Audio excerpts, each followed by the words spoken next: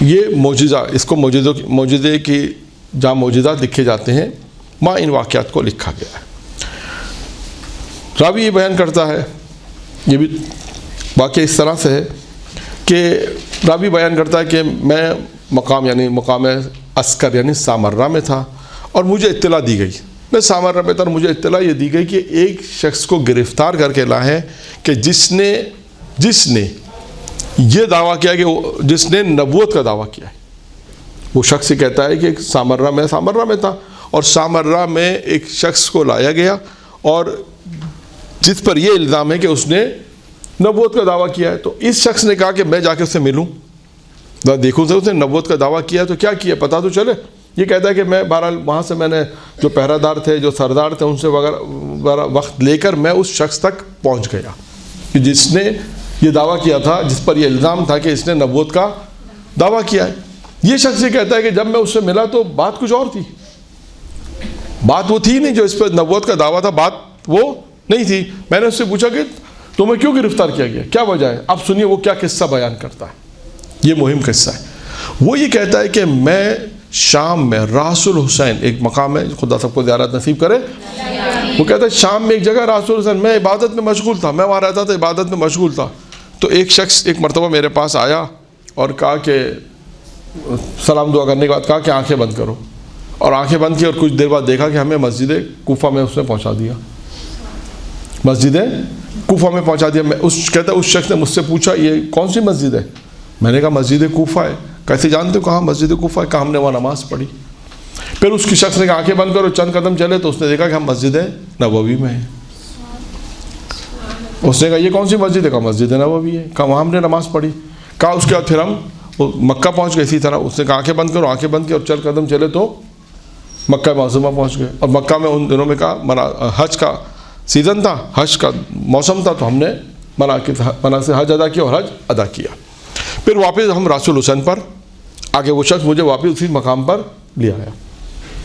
وہ شخص کہتا ہے کہ اگلا سال پھر آیا، پھر وہی شخص آیا میرے پاس، پھر وہی شخص آیا اور آنے کا اسی طرح وہ مجھے مختلف مقامات پر لے کے گیا، اسی طرح مسجد کوفہ میں لے کر گیا، مسجد نبوی میں لے کر گیا، مکہ لے کر گیا، اسی طرح ہم نے حج کیا، اور اسی طرح پھر اس نے مجھے راس المقام جو تھا وہاں پر اس نے مجھے چھوڑ دیا۔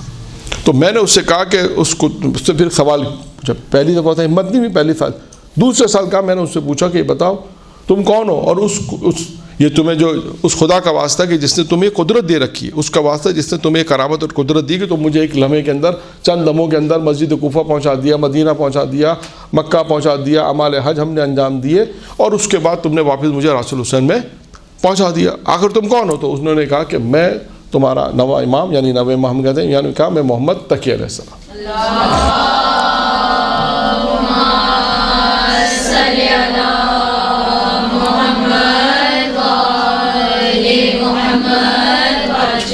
اچھا، اب وہاں پہ بات واقعہ ختم نہیں ہو جاتا۔ اس نے کہا کہ اس نے جو نام لیا، اب ظاہر سی بات ہے اس نے کیا کہا کہ میں کون ہوں، اس نے تعارف اس طرح کرا، آپ کون؟ اس نے کہا میں محمد ابن علی ابن موسیٰ میں محمد ابن علی موسیٰ ابن علی جعفر ہوں، یعنی میں محمد تقی علیہ السلام، اس طرح اس نے اپنا تعارف کرایا۔ ٹھیک ہے، اب بات یہاں پہ ختم نہیں ہوئی۔ اب دیکھیے یہاں پر اس شخص نے کہا، خالد نے کہا یہ تو ایسی کوئی بات، تم نے تو نبوت کو، تم پہ جو الزام تھا کہ تم نے نبوت کا دعویٰ کیا، تو کوئی نبوت کا دعویٰ ہی نہیں ہے، یہ تو تم بہرحال امام نے تمہیں مختلف جگہوں کی زیارت کروائی۔ اس شخص نے پھر بادشاہ کو خط لکھا، دیکھیں یہاں پہ سوال جواب یہاں پہ، اس خالد نے بادشاہ کو خط لکھا کہ بھائی سارا ماجرا تو یہ ہے، یہ تو ہے ہی نہیں، اس نے تو نبوت کا دعویٰ نہیں کیا، ماجرا تو سارا یہ کہ ایک امام، اس کے امام نے اس کو مختلف زیارتیں کرائی ہیں۔ اب سنیے بادشاہ نے کیا جواب دیا۔ بادشاہ نے کہا کہ ہاں، جس شخص نے اس کو زیارتیں کرائی ہیں نا، ایک لمحے کے اندر مکہ لے گیا، ایک لمحے کے اندر کوفہ لے گیا، یہ میں اپنے الفاظ میں بیان کر رہا ہوں کہ ایک لمحے کے اندر اس کو مسجد کوفہ لے گیا، مسجد نبوی لے گیا، مکہ مدینہ لے کر گیا، تو وہ شخص تو اسے آزاد بھی وہی کرا سکتا ہے بھائی، جو شخص اسے زیارت کروا سکتا ہے وہ اسے آزاد بھی کرا سکتا ہے۔ کہ یہ جواب سن کے بادشاہ کا میں تعجب میں آ گیا، اب تعجب میں آ گیا، میں کیا کہوں، کچھ کہہ نہیں سکتا ہوں کہا میں آیا پھر زندان کی طرف تاکہ اس شخص کو دیکھوں. اب جب میں نے ادھر زندان کی طرف پہنچا تو دیکھا وہاں پہ وہ قیدی نہیں ہے.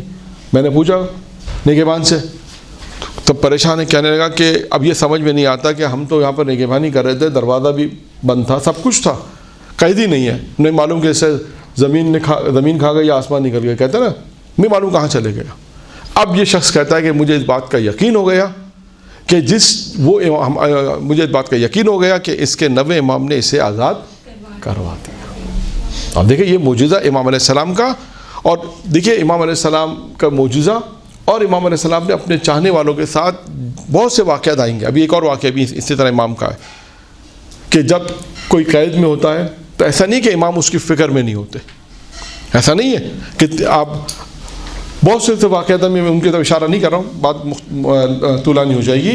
یعنی خود امام علیہ السلام کے جو ہم واقعات دیکھتے ہیں جس میں ہمیں یہ واقعات نظر آتے ہیں کہ جب کوئی مومن قید میں ہوتا تو امام اس کے بعد امام جو ہے وہ خود نگران ہوتے ہیں، اور امام پھر معجزے کے ذریعے سے اسے کس طرح آزاد کراتے ہیں. اچھا اب ایک واقعہ یہ ہو گیا امام علیہ السلام کا معجزہ. اب آئیے ایک اور واقعہ، وہ واقعہ بھی اسی طرح ہے. وہ مشہور ایک صحابی ہیں ابا سلط، امام رضا علیہ السلام کے صحابی ہیں.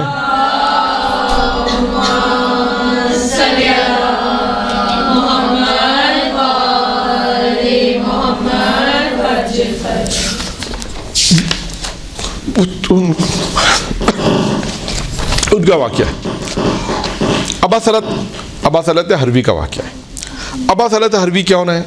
یہ امام رضا علیہ السلام کے میں نے بیان کیا کہ یہ خادم تھے، اور امام رضا علیہ السلام کی شہادت کے بعد انہیں مامون نے زندان میں ڈال دیا تھا، اور یہ 1 سال تک زندان میں رہے، اور 1 سال تک زندان کی تکلیف برداشت کرتے رہے، تحمل نہیں ہوا. سختیاں زندان کی تھی، بہت زیادہ سختیاں زندان کی جو تھی اس پہ تحمل کرتے رہے، اور 1 سال کے بعد پھر انہوں نے کہا کہ اب مجھ سے یہ تکلیف تحمل نہیں ہوتی، اب صبر نہیں ہوتا. کہتے ہیں کہ اس نے امام آل محمد سے توسل کیا. روایت میں لکھا کہ آل محمد سے توسل کیا اور کہا کہ مولا اب مجھ سے یہ سختیاں زندان کی تحمل نہیں ہوتی. کہتے ہیں کہ اس کی دعا ابھی قبول نہیں ہوئی تھی کہ ہمارے نوے امام جو اس کے پاس پہنچ گئے. اس سے آل محمد سے توسل کیا، اس وقت نوے امام تھے، امام محمد تقی علیہ السلام تھے. تو امام علیہ السلام نے اس سے کہا کہ ہاں اب تمہارا دل جو ہے وہ تنگ ہو گیا ہماری وجہ سے، یعنی اب تم بہت زیادہ پریشان ہو گئے ہو، ہماری محبت تمہیں جو ہے، ہماری جو محبت ہے، تمہارے دل میں جو ہماری محبت ہے وہ تمہیں یقیناً اب یاد آ رہی ہے بہت زیادہ، اور اس وجہ سے دل تمہارا جو تنگ ہو گیا. اس نے کہا مولا ایسا ہی ہے، میں 1 سال سے یہاں پر قید ہوں، زندان میں ہوں، اب مجھ سے یہ تکلیفیں تحمل نہیں ہوتی، اب میں چاہتا ہوں کہ میں آزاد ہو جاؤں. وہ کہتا ہے کہ امام علیہ السلام نے اپنا دست مبارک جو ہے وہ میری زنجیروں پر رکھا تو میرے پیر کی زنجیر اور ہاتھ کی زنجیر تھی وہ ساری کھل گئی.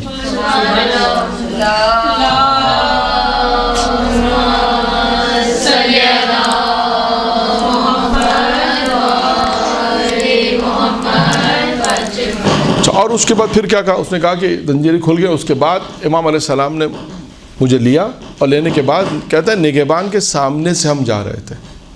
یہ معجزہ امام کا، کہ ہم نگہبان کے سامنے سے جا رہے تھے، نگہبان ہمیں دیکھ نہیں پا رہا تھا. دیکھیں یہ کہتے ہیں معجزہ اسے کہ امام کہہ رہا ہے نگہبان ہم اس کے سامنے سے جا رہے ہیں، لیکن اسے نہیں پتہ چلا، کہ اسے پتہ ہی نہیں چلا کہ ہمارے اس کے سامنے سے ہم گزر گئے. اب ہم جب زندان کے باہر پہنچے تو امام علیہ السلام نے ایک جملہ کہا. امام علیہ السلام نے ایک جملہ کہا. امام نے کہا کہ اس ابا سلط سے کہا، جب زندان سے باہر گئے امام نے کہا جاؤ خدا کی امان میں، جاؤ خدا کی امان میں، میں تمہیں خدا کے سپرد کرتا ہوں. اور اس کے بعد امام نے کہا کہ اب کبھی تمہیں مامون کبھی تمہیں نہیں دیکھے گا، اور نہ تم کبھی مامون کو دیکھو گے. اور پھر راوی بیان کرتا ہے، خود یہ ابا سلط بیان کرتے ہیں کہ ایسا ہوا کہ اس کے بعد کبھی مامون نے مجھے نہ دیکھا اور نہ میں نے کبھی مامون کو دیکھا. تو آپ نے دیکھا کہ جب بھی یہ توسل کے اندر بھی ہم واقعے کو پڑھ سکتے ہیں کہ جب ہم اہل بیت علیہ السلام سے توسل کریں تو امام علیہ السلام اس زمانے کے جو امام موجود تھے امام نے مدد کی. آج امام زمان علیہ السلام کو اگر پکارتے ہیں تو امام زمان علیہ السلام اس کی مدد کو آتے ہیں. اسی طرح جتنے بھی ائمہ کو ہم پکارتے ہیں وہ ائمہ ہماری مدد کے لیے آتے ہیں. ہم دیکھتے ہیں کہ ائمہ علیہ السلام ہماری مدد کے لیے آتے ہیں.